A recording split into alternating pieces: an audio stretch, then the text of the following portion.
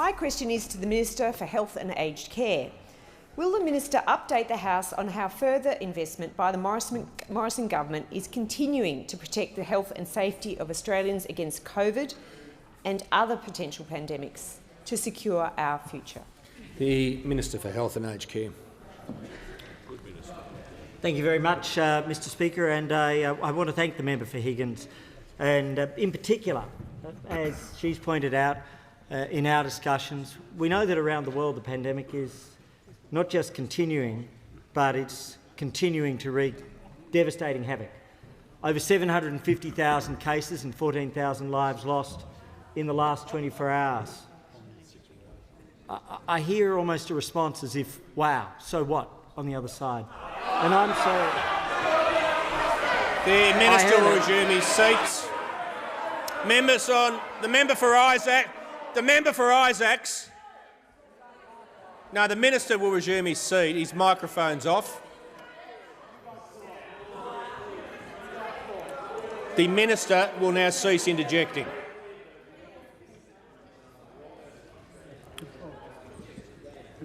And members will cease interjecting. The member for Isaacs will contain himself.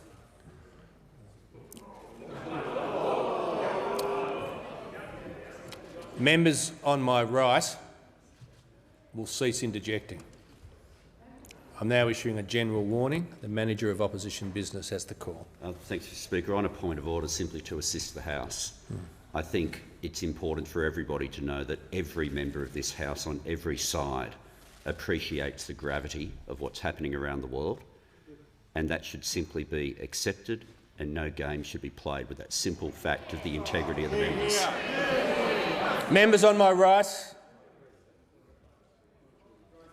the Minister has the call. Indeed, that is exactly the point I was making. And so there are 750,000 people who contracted the virus in the last 24 hours. There are 14,000 lives that have been lost. In Australia, we are blessed with the fact that there were zero cases of community transmission. Of all of the different things that could be happening in Australia, this perhaps is the most important in the last 24 hours, that the defences we have built as a nation over the course of the last year are keeping Australia secure. They are continuing to keep Australia secure, and the investments which have been put in place as part of that are continuing. I note that the member for Higgins was one of 402,000 people last week to have put her shoulder forwards for the vaccination. There are many others that have done this in all parts of the country. 82,000 in the last 24 hours. Very significantly, the budget contains an accumulated investment of over $25 billion in terms of our COVID health response.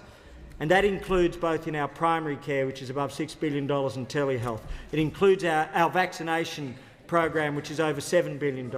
And very important, as part of that, I'm delighted to be able to say, as we announced earlier today, that the government has secured access to $25 million Moderna mRNA vaccines, 25 million doses of Moderna mRNA vaccines. And as part of that, importantly, that allows us to have a medium-term strategy where we are focusing next year on the ability to have booster and variant capacity. Now that the medical advice has indicated that, in particular, this is important for the variant strategy, the ability to adapt, we've followed that advice. We've made that investment. But there are two other elements that are particularly important.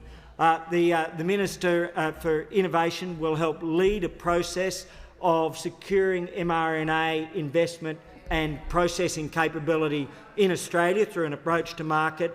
And indeed, Moderna itself has indicated that it is interested in participating in that process and potentially producing vaccine over the medium term in Australia.